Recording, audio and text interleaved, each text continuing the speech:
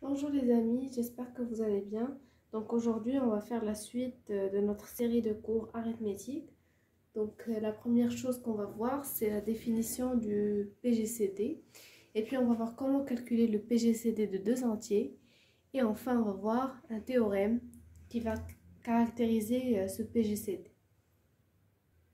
Donc on prend A et B sont deux entiers relatifs, tels que AB différents du couple 0,0. C'est-à-dire soit A, soit B sont différents de 0 ou bien les deux. D'accord? Donc PGCD, c'est le plus grand commun diviseur. Ça veut dire quoi? Par exemple, on prend le nombre de diviseurs de, par exemple, 21. D'accord? Ça, c'est la notation pour écrire les diviseurs de 21. Donc, on a 21, on a 1, on a 7 et on a 3. D'accord? On prend par exemple les diviseurs de 7. Les diviseurs de 7. 7, c'est un nombre premier. Donc, les diviseurs de 7 sont 7 et 1.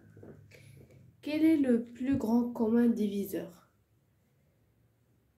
Les diviseurs communs sont 1 et 7. D'accord?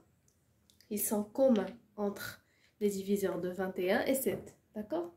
Et quel est le plus grand commun diviseur? Eh bien, c'est 7. Donc, le PGCD de 21 et 7 égale à 7. Donc, l'ensemble, donc le PGCD de 21 et 7, eh bien, c'est 7. Donc, les notations, on note soit PGCD de deux entiers ou bien 21, 7. C'est la même chose. Ce chapeau, comme ça. Donc, c'est la même chose. Soit on écrit PGCD, soit on écrit cette notation. D'accord? Donc, il y a aussi cette notation D de AB. Ça veut dire l'ensemble des diviseurs communs entre A et B. D'accord? On passe maintenant à la deuxième partie de la vidéo, c'est le calcul de PGCD par l'algorithme d'Euclide. Donc ça, c'est un algorithme qui nous permet de calculer le PGCD. Donc on prend A et B appartenant à Z fois N étoile. Et le reste, c'est R, c'est le reste de la division euclidienne de A par B. D'accord? Donc vous savez la division euclidienne. Quand vous divisez A par B, ça c'est le reste. D'accord? A, c'est un entier et B, c'est un entier naturel différent de 0. Donc l'algorithme d'Euclide nous dit que le PGCD de AB est égal à le PGCD de BR. D'accord?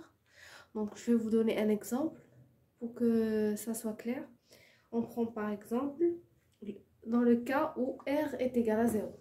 Le reste est égal à 0. C'est-à-dire quand on divise A par B, on a un reste qui est égal à 0. Si R est égal à 0, donc qu'est-ce qu'on a? On a le PGCD de AB est égal à le PGCD de BR, d'après l'algorithme d'Euclide. Donc le PGCD de BR. Dans ce cas-là, on a R est égal à 0. Donc le PGCD de B0. D'accord? Et le PGCD de B0, c'est quoi? C'est la valeur absolue de B. Par exemple, on fait le PGCD de... Pourquoi on a ça? Le PGCD de B et 0, c'est la valeur absolue de B. On prend par exemple, on calcule le PGCD de 8, 0. Donc les diviseurs de 8, c'est quoi? On a les diviseurs de 8. Donc on a 1, on a 8, on a 2, on a 4. D'accord? Et les diviseurs de 0, c'est quoi? Eh bien, c'est Z. C'est l'ensemble Z. Parce que chaque entier, donc on peut toujours écrire 0 divise 9, 0 divise 8. Ce qu'il y a, il existe un Q qui appartient à Z, tel que 8 est égal à 0 fois Q. Et ce Q-là, c'est toujours égal à 0. Donc, les diviseurs de 0, c'est Z. Et quel est le PGCD?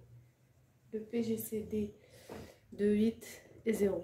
Donc, les diviseurs de 8, on a aussi les moins 1, moins 8, moins 2, moins 4. D'accord? Donc, quel est le PGCD, le plus grand commun diviseur de 8 et 0? Donc, on aura toujours le 8 ici, parce que c'est l'ensemble des diviseurs de 0, c'est Z. Donc, le PGCD est toujours la valeur absolue de B, d'accord?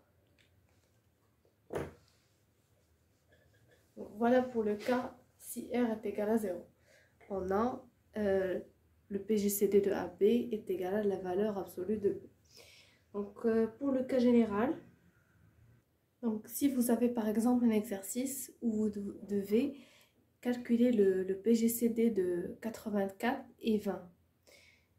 Donc, vous pouvez utiliser l'algorithme de Euclide qui permet en fait de calculer le PGCD. Donc, qu'est-ce qu'on fait? On a toujours en tête le PGCD de AB est égal au PGCD de BR et R c'est le reste de la division euclidienne de A par B. D'accord? Ça c'est en là. Donc on commence. On prend par exemple, ça c'est A et ça c'est notre B. D'accord? Donc on a 84 est égal à quoi? On divise 84 par 20. Donc est égal à 4 fois 20, c'est-à-dire 80 plus 4. D'accord? Ça c'est notre A et ça c'est notre B. D'accord? Donc ça, le PGCD de AB est égal au PGCD de BR. Qu'est-ce qu'on a? On fait la division euclidienne de 20 par 4, de B par R. Ça c'est R. 20 est égal à quoi? Est égal à 5 fois 4 plus 0. Ça c'est notre nouveau reste. Ça c'est notre nouveau A. Et ça c'est notre nouveau B. D'accord? Ça c'est le 4. D'accord? Donc, qu'est-ce qu'on a? Le PGCD de 84, 20 est égal à quoi? C'est le PGCD de BR. C'est 24. D'accord? Ok? Et ça, c'est égal à quoi? Ça, c'est notre A, ça, c'est notre B. Le PGCD de 24, c'est quoi? C'est le PGCD de BR de cette équation. Ça, c'est notre nouveau B. Et ça, c'est notre nouveau R. Donc, vous faites la division jusqu'à ce que vous aurez une équation avec un reste est égal à 0. Et ça, on le connaît. On a dit que ça, c'est la valeur absolue de B. C'est 4. Donc, c'est 4. D'accord? Donc, vous avez calculé maintenant le PGCD de 84 et 20. D'accord? Vous continuez comme ça. Si vous avez n'importe quel nombre, vous faites la division euclidienne de A par B et le reste. Et vous faites la division euclidienne de ça, du B par R. Et le B, c'est le nouveau A. B par R. Et vous aurez le B et le nouveau R. Si on n'a pas, par exemple, le R est égal à 0 dans ce cas, on doit continuer la division euclidienne du B par R. Dans la nouvelle équation, B c'est le A. Et le R, c'est le B. Et on calcule le reste. Et ainsi de suite, jusqu'à ce qu'on a un reste qui est nul. Et puis, le PGCD de AB est égal à BR et on continue jusqu'à ce qu'on calcule le PGCD. Ça, c'est l'algorithme d'Euclide. On va faire des exercices là-dessus, mais ça, c'est le principe de l'algorithme. Donc, on passe maintenant au théorème. Donc, ce théorème-là, on va voir son utilité dans les exercices. Donc, on pose par exemple D, un entier naturel. Donc, si on pose D est égal à le PGCD de AB, donc ces équations-là, ils sont équivalentes. Donc, si on dit ça, on dit ça, d'accord? AZ plus BZ est égal à DZ. Et équivalent aussi à ça, si on prend n'importe quel Q entier, donc si on a ce Q-là divise A et divise B, donc c'est équivalent que Q divise leur PGCD, d'accord? Donc on va voir l'utilité de ce théorème dans des exercices. Donc il nous reste le PCM. Il nous reste en fait 3 vidéos pour terminer la partie cours et puis on va passer aux exercices. Donc à très bientôt dans une nouvelle vidéo.